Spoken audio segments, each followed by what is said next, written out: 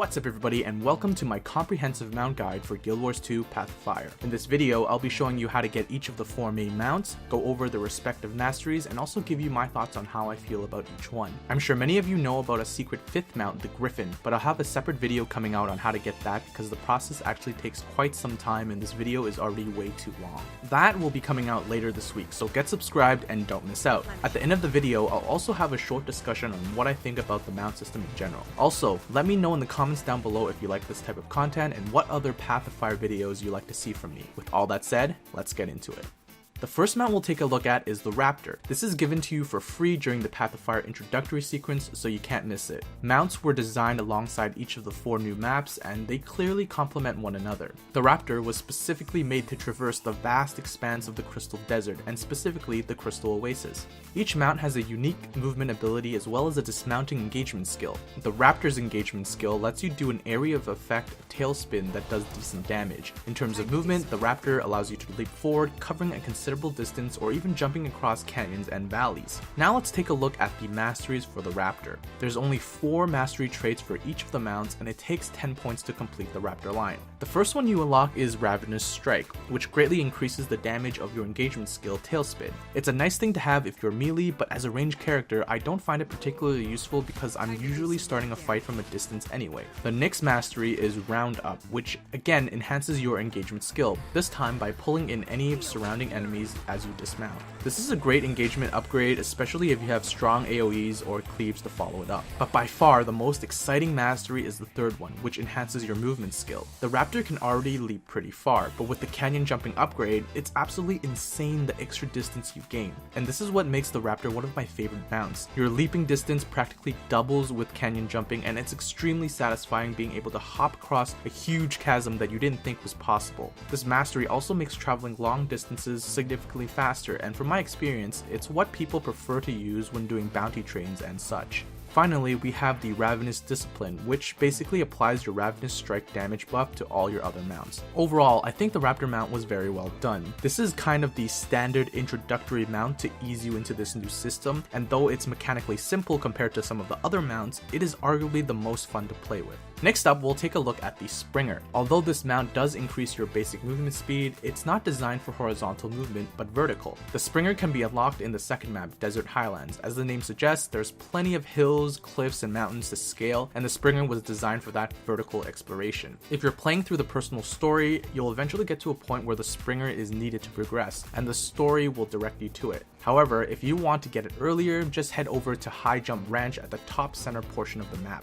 It's important to know that you're required to have the 3rd Raptor Mastery canyon jumping in order to get there. To get the mount, you just have to complete the heart to unlock the vendor, and you can simply purchase it. You can't see it in my shop right now because I've already purchased it, but it'll set you back 1 gold and 50 trade contracts, which is pretty easy to get. The Springer's engagement skill is Cannonball, and it sends you into the air and back down at your enemy, dealing damage. The Springer's signature movement skill is High Jump. You can control how high you jump by holding onto the spacebar and building power. Initially, you can jump a fair distance up, but once you have the appropriate mastery, it greatly increases your jumping distance. The first mastery is Fortified Descent, which significantly reduces your fall damage when you're on the Springer. While you're on any mount, your mount will take fall damage for you. So if you jump from a really high spot, your mount will die in your place, leaving you unscathed. There really isn't a cooldown time for summoning your mount, so after it dies, you can immediately resummon it as long as you're not in combat. Fortified Descent just gives you more leeway on how high you can jump down without your mount taking lethal damage, which is pretty useful at times. The next mastery is Forceful Impact, which adds the knockdown effect Cannonball. Again, this makes for a great engagement tool, especially for melee. The third and most exciting mastery is the High Vault. Like the Raptor's canyon jumping, High Vault will dramatically increase the height of your jump. Seriously, you'll be so surprised at just how much more airtime you'll be getting with this upgrade. This unlocks a ton of new locations that you thought weren't explorable previously.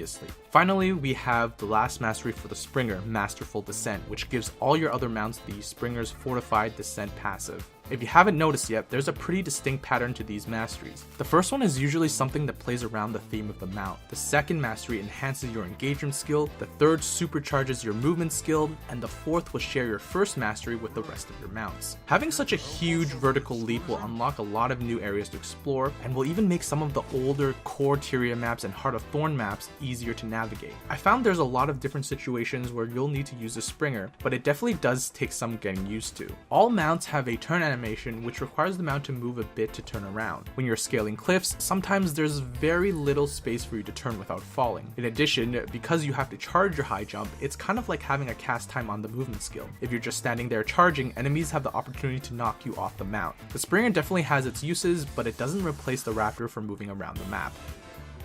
The next mountain you'll encounter is the Skimmer, which is located in the third map, the Ellen Riverlands. Again, the personal story will point you to the Skimmer Ranch, but you can visit it earlier for the mount. Once again, you'll need the Raptor's canyon jumping mastery in order to get to the ranch. Like the Springer, you'll have to complete the heart to get access to the vendor. The mount will cost you 4 gold and 50 trade contracts, which is pretty reasonable. The Skimmer is an interesting mount because it passively hovers and never touches the ground. This allows you to glide over quicksand, sulfur fields, and even water. The engagement ability is the barrel roll, which damages enemies and heals allies. I find the skill pretty useless because anytime I'm on the Skimmer, it's because I'm traveling over something that would kill me pretty fast and dismounting would mean certain death, so I practically never use the skill. The movement enhancing skill allows your Skimmer to hover even higher, which means you can get over ledges that you normally wouldn't be able to. Holding the spacebar will maintain that height until your endurance runs out. Now let's get into the masteries. Following the pattern of the other mounts, the first mastery is one that fits well with the theme. Being a manta inspired mount, the Skimmer is all about being graceful, and the nimble recovery grants you swiftness and protection when you get knocked off your mount. The next mastery enhances your barrel roll by letting you heal down allies when you barrel roll through them. I honestly haven't encountered a situation where I used this. Let me know if you have in the comments down below. The third one is of course the one that enhances your movement based ability, and Ride the Wind increases the height of your hover ability. Though the difference is definitely significant, it's nowhere near as dramatic as the Raptor or the Springer upgrades. Finally, the last mastery is Nimble Benevolence, which allows nimble recovery to be applied to all your other mounts. The Skimmer definitely has its place in your arsenal of mounts, especially in the Riverlands and the Desolation. It also feels like the smoothest of all the mounts because you're always hovering, and the turning animation makes it feel like you're drifting around corners. One interesting thing about the Skimmer is that it takes no fall damage at all because it'll never touch the ground. I also think that this is one of the cooler mounts in terms of aesthetics and the animation. Just look at this. It basically has jet engines built in. And as much as I like the Skimmer, it doesn't provide any significant bonus to movement speed, and I find myself only using it when I have to get across quicksand, sulfur fields, or large bodies of water that my Raptor can't leap across. And last, but definitely not least, we have the Jackal. Unlike the previous 3 mounts, this one isn't required in the personal story, and you'll have to do a bit of exploring to find it. Fortunately for you, I can tell you exactly where it is. The Jackal is located in the 4th map, the Desolation. If you keep going south, you'll reach the Sand Jackal's Run. The easiest way to get to the top of this tower is to have the 3rd mastery unlocked for the Skimmer. You can just hover over the ledge and climb up. However, I heard that it's also possible to jump to it with a Springer if you find the right platform. Keep in mind that sulfurous waste surrounds the area, so you can't just walk up to the ledge and jump up from anywhere.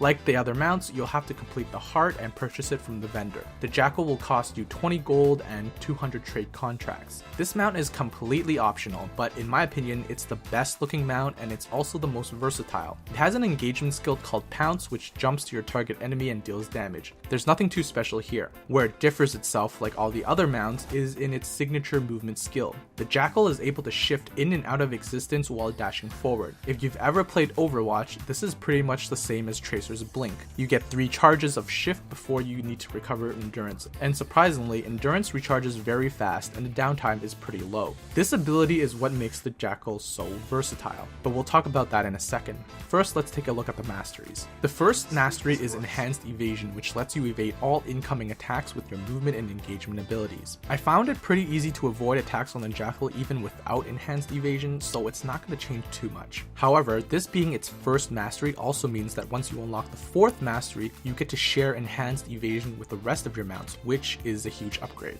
Next up, we have Bolster Allies. This changes your Pounce ability so that it gives a barrier to all nearby allies, including yourself. This makes Pounce an amazing engagement tool. The barrier gives about 8,000 HP, which is very significant and gives you a nice boost to survivability. The fact that this is an AoE barrier buff makes it that much better. The 3rd mastery is usually the most exciting one, and the Jackal is no exception. However, rather than enhancing your movement skill, the Shifting Sands adds an interesting mechanic to the game. While you are exploring the Crystal Desert, you may have noticed these big swirling sand portals scattered throughout the maps. Shifting Sands grants you access to these portals. They lead to hidden areas that are otherwise inaccessible. If you love to explore or finding hidden secrets, then you're going to absolutely love this mastery. And last but not least, we have Adroit Evasion, which shares your enhanced evasion with the rest of your mounts. In my opinion, all of the Jackal's masteries are really useful, and it's definitely the most well-rounded of the mounts. Aside from dodging, damaging, and covering distance, I found some interesting uses for the Jackal's abilities. Because you have 3 charges of shift, you can cover more distance than the Raptor leap if you use 3 charges back to back. Just take a look at this.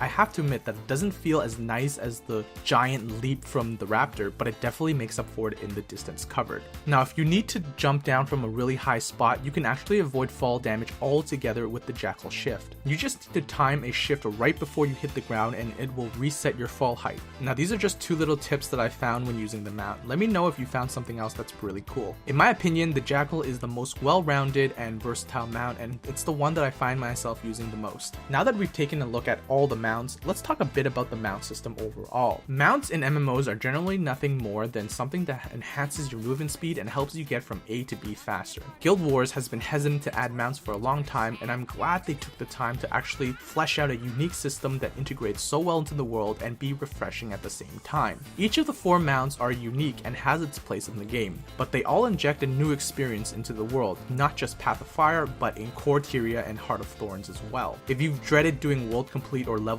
an alt, then know that mounts make that experience much easier. Even for veterans who have multiple alts or have done map completion before, having these mounts may mean access to locations that weren't previously possible in the older maps. If there's one thing that mounts bring back to Guild Wars, it's the exploration. Some people were complaining during the demo that there was a lack of waypoints in the maps, but after playing for about 2 weeks now, I can safely say that it hasn't bothered me at all. Getting to places in between waypoints is plenty fast enough, and you also get to explore the new areas in between and take in the scenery. And when you're mounted up with a group of 30 people running across the mount to do bounties and metas, it just feels amazing. However, I do feel there are some valid criticisms. When Heart of Thorns was released, a lot of people complained about things being locked behind mastery points. Unfortunately, mastery gating is still here, albeit to a lesser extent. You're still required to have at least 3 mounts in order to access most of the areas, and you'll need the 3rd tier mastery unlocked for each mount to have access to everything. It's time consuming to get the mastery points, and possibly even more so to grind the EXP you'll need, but there's 3 reasons why mastery gating in Path of Fire isn't as bad as Heart of Thorns. The first reason is because I find that mastery points are generally easy to obtain in the Crystal Desert than in the Manguma jungle. A lot of the points can be reached on your own, and some are even fun little minigames. The second is because none of the maps are locked behind timed meta events. In Heart of Thorns, you'd have to catch a map in the middle of a meta or after a meta is completed in order to get some of the masteries, and that in itself is a huge pain. Those metas were also one of the major ways you get EXP. With the removal of the huge metas, you're free to go anywhere you want in the map to do smaller events and bounty trains for EXP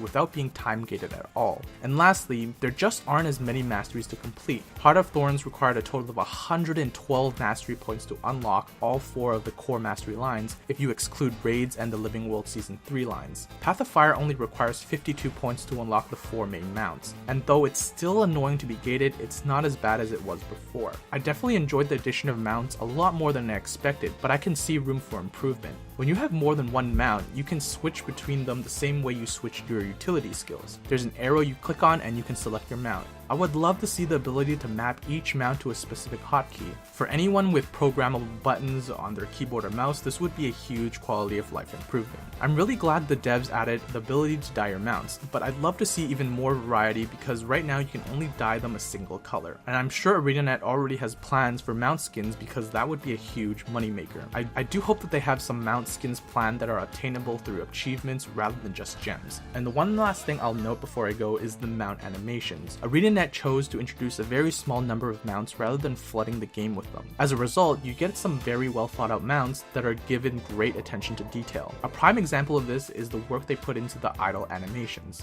Each mount has unique animations that give it personality and makes it feel like there's a connection between the character riding the mount and the mount itself. At times, it feels like your character is actually bonding with them. I think this is a great way to show that bond short of actually introducing some sort of mount trading or bonding mechanic. All in all, mounts are a welcomed addition to Guild Wars, and ArenaNet did a great job for its first implementation. There's definitely room for improvement, and I'm sure they've already got some stuff planned. So what are your thoughts on the mount system? Which one is your favorite mount? Let me know in the comments down below. If you've got some tips or tricks for any of the mounts, don't forget to share it with the rest of us. Also, just a reminder that I do have a dedicated video on the hidden Griffin mount coming out later this week, so get subscribed. Thank you guys for tuning in. If you liked the video, hit that thumbs up and subscribe button. Don't forget you can follow me on Twitter for channel updates, gaming news, and I'll occasionally post game deals. That's all from me, and I'll catch you guys in the next one.